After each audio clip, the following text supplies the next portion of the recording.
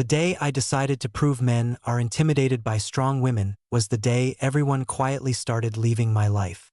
Be me, 31. Marketing manager at a mid-sized agency that runs on caffeine, Slack pings, and the illusion of meritocracy. I've always been direct, not cruel, not sloppy, just efficient with words. The kind of person who speaks when they have something to say, not to warm up the room. 4 years. That translated to confident. Until it didn't. Until one person at work made the contrast unavoidable. His name was Derek. Derek sat 2 rows over from me in meetings, slightly senior, slightly louder, always leaning back with his arms open like the room itself owed him attention. He interrupted constantly. He reframed other people's ideas as his own with a smile that suggested collaboration while quietly draining credit from the source. He corrected junior staff in front of clients. He spoke with absolute certainty even when he was obviously guessing. And every time he did it, leadership called him decisive, commanding, natural leader. The first time the double standard landed directly on me, it was stupidly small. We were in a strategy meeting with 6 people and 1 client on Zoom. Derek cut off one of our junior designers mid-sentence and told her the direction wouldn't work. No cushion, no validation, just a flat dismissal. No one blinked. 5 minutes later, I interrupted Derek when he veered into something factually incorrect about our analytics. I wasn't rude. I was precise. My boss pulled me aside after the call and told me I needed to work on my tone because I'd come off as abrasive in front of the client. Tone. That word followed me around for weeks. Then the date happened. The overbearing comment. The careful delivery.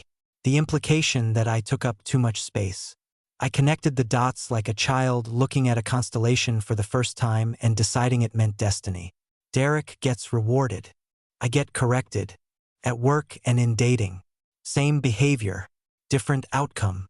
The thought settled in me with the quiet weight of certainty. Men are intimidated by strong women. I didn't just believe it. I decided to prove it. The experiment became explicit in my head. Clinical, even. I would mirror Derek's exact behavior for 30 days and track the responses. Same interruptions. Same posture. Same certainty. Same public corrections. I wasn't trying to be cruel. I wanted clean data. Week 1. Derek interrupted a junior account manager mid-update and redirected the entire conversation. People nodded. After the meeting, his manager praised his assertiveness in steering the room. 2 days later, I interrupted that same account manager in nearly the same way. Same tone. Same timing. After the meeting, my manager messaged me privately to remind me about creating space for others. Derek corrected a client's misunderstanding bluntly and was complimented for protecting the strategy. I corrected a similar misunderstanding the following week and was told I needed to balance expertise with approachability. I started keeping score in my head like a quiet ledger. Derek, interruption equals leadership. Me, interruption equals attitude. Derek, certainty equals confidence. Me, certainty equals inflexibility. At first, the pattern only hardened my resolve. If the reaction was resistance, that meant the theory was being stress-tested. Proof doesn't emerge smoothly. It meets friction. That's what I told myself. I pushed harder, mirrored more precisely. I adjusted my posture to match his. The lean back, the open palms, the unbroken eye contact. I flattened my voice to the same neutral certainty he used. I even borrowed phrasing from him verbatim once in a meeting just to see if the result would differ. It did. He was praised for clarity. I was later asked if something was going on, because I seemed tense. The early validation came from unexpected places. A woman from another department told me she admired how commanding I'd become. A junior employee said it was nice to see a woman speak with that level of authority. A client complimented my confidence directly in an email. Those moments felt like oxygen.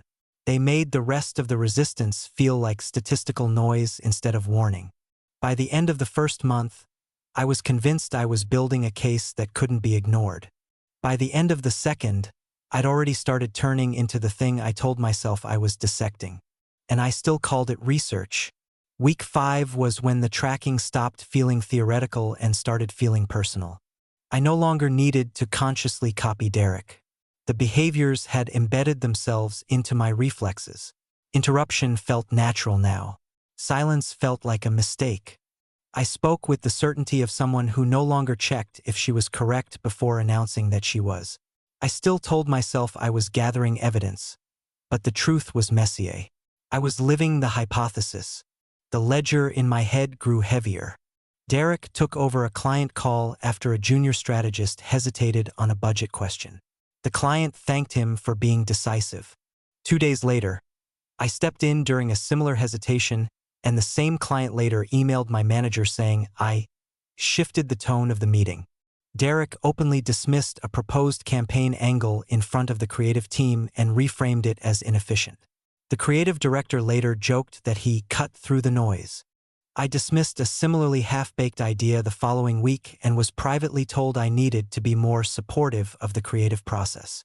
Every parallel landed like a quiet bruise. Not dramatic, just cumulative. Socially, the same pattern played out faster and with fewer filters.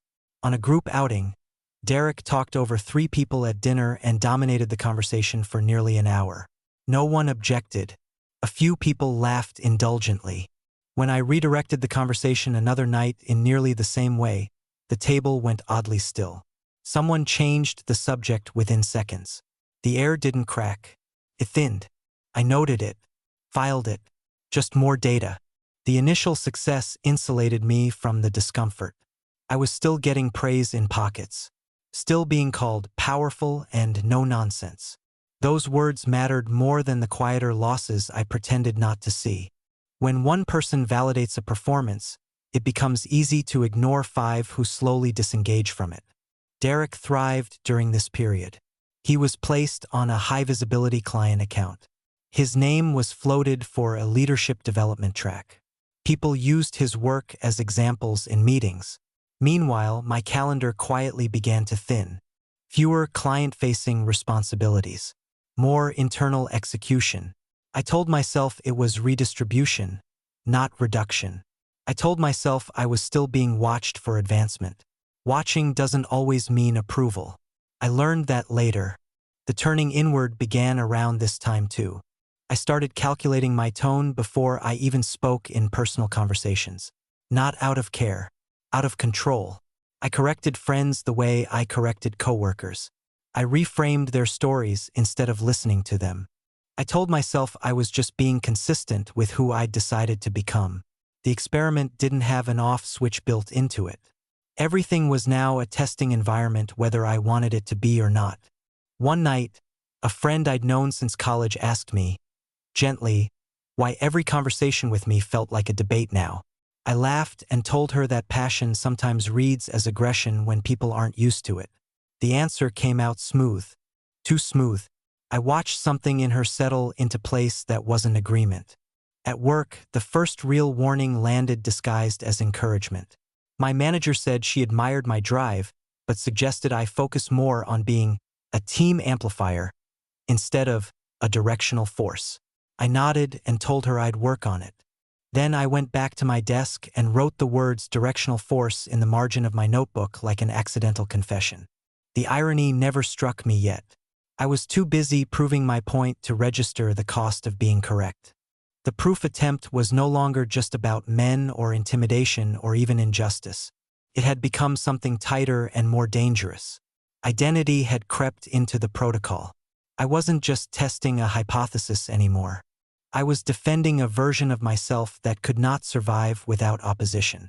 The real call-out was already moving toward me. I just couldn't see the audience assembling yet. The public call-out happened on a Tuesday, which felt cruelly appropriate. Nothing dramatic ever seems to choose a dramatic day. We were in a large conference room this time. 12 people in person. 2 clients on screen. Derek was present. Leadership was present. It was the kind of meeting that determines who gets seen and who gets remembered. The project on the table was one I had quietly created the backbone for. Derek had been added late as support. Halfway through the presentation, a junior analyst stumbled over a forecast slide. Derek leaned forward and cut in with the same calm authority he always used. Corrected the numbers. Redirected the framing. Took the floor. The room relaxed around him like this was a familiar rhythm. I watched it with a strange detachment, already running the parallel in my head. 3 minutes later, the analyst misspoke again on a different metric. I stepped in. Same posture. Same tone. Same timing. The difference was immediate.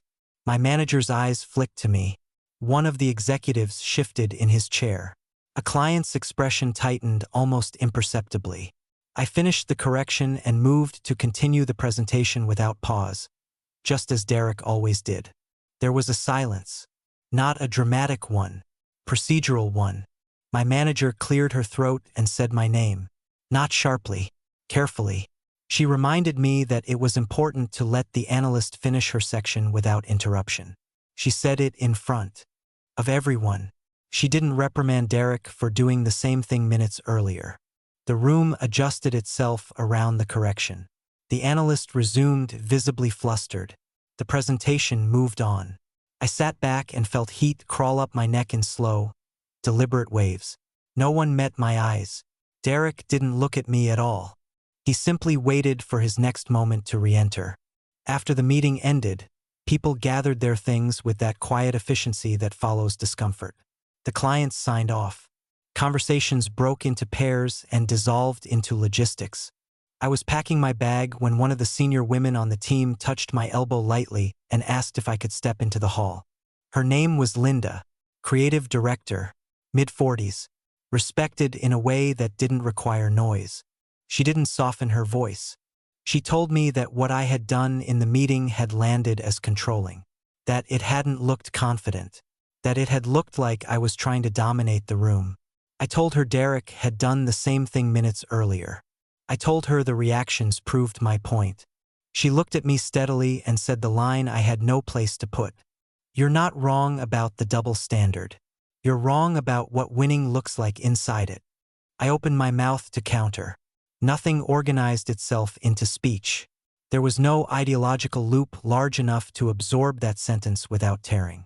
She told me she'd watched me change over the past 2 months, that I was starting to sound like someone who thought being listened to was the same as being respected, that the room now reacted to me instead of with me.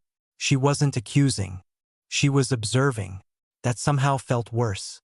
I walked back to my desk with the strange sensation of having been gently dismantled in public and privately at the same time.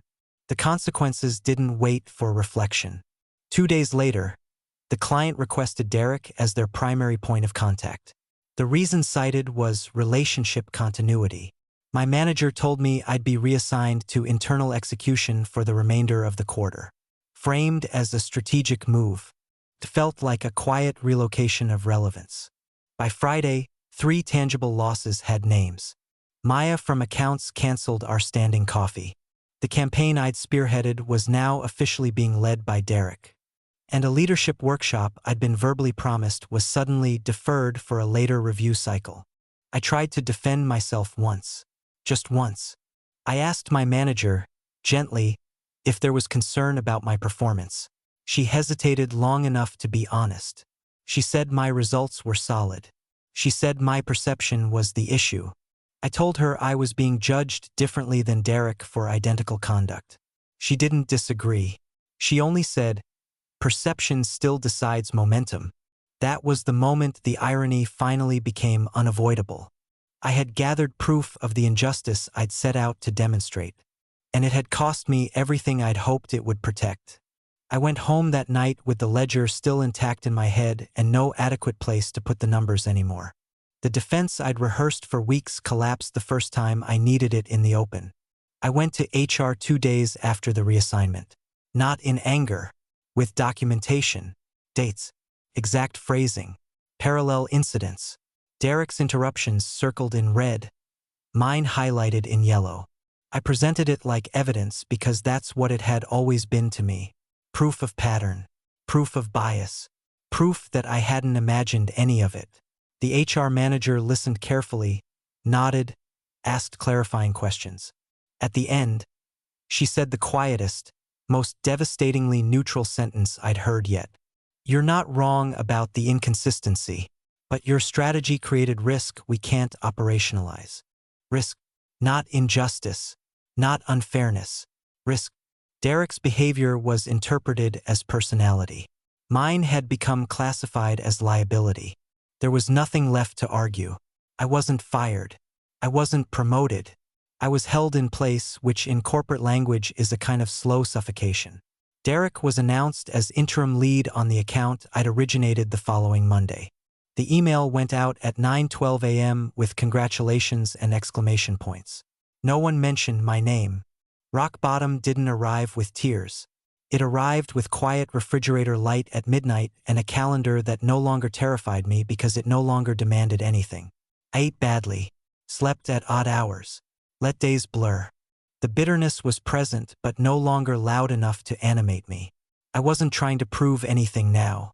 I was trying to locate where I'd placed myself when everything had become a position. Rebuild started when a junior designer knocked on my desk one afternoon and asked if she could speak off the record. She told me she'd been reprimanded for being too intense. In a meeting Derek had dominated for 20 straight minutes. The old reflex rose instantly, the urge to arm her with the same ledger I'd carried, to teach her the experiment, to pass on the language. I saw how easy it would be to recruit her into the same furnace I'd burned in. Instead, I asked her what she needed. She said she just wanted help staying employed without disappearing. So I did the one thing that actually cost me something. I coached her on how to survive the double standard without becoming it. Not on how to assert harder, but when to redirect without triggering tone judgments. How to frame corrections as questions that still landed. How to reclaim credit quietly before it was taken, instead of publicly after it was already gone. Felt like betraying my own thesis. It also worked. She kept her voice. She kept her job. She didn't lose herself to the experiment I'd mistaken for principle. Word spread in small ways. Not loudly. I became someone people came to when they were struggling with how to exist inside contradictory expectations without drowning. No one called it leadership. It was quieter than that. It was trust. Pride took the longest to bleed out. I never regained the trajectory I'd imagined. Derek moved into an official lead role by the end of the year. He thrived in every way visibility recognizes. Sometimes I still see his name in internal newsletters. Sometimes I feel the old ledger twitch awake. I acknowledge it. I don't feed it. The double standard never disappeared. I was right about the problem. That doesn't comfort me anymore the way it used to. I proved the pattern. I just learned too late that proving it by becoming its mirror doesn't dismantle it. It only makes you easier to discard. People still call me strong sometimes. They mean it differently now. I mean it differently too. Strength isn't interruption. It isn't dominance. It isn't being the loudest proof in the room. And Derek is still thriving. That's the part that doesn't resolve.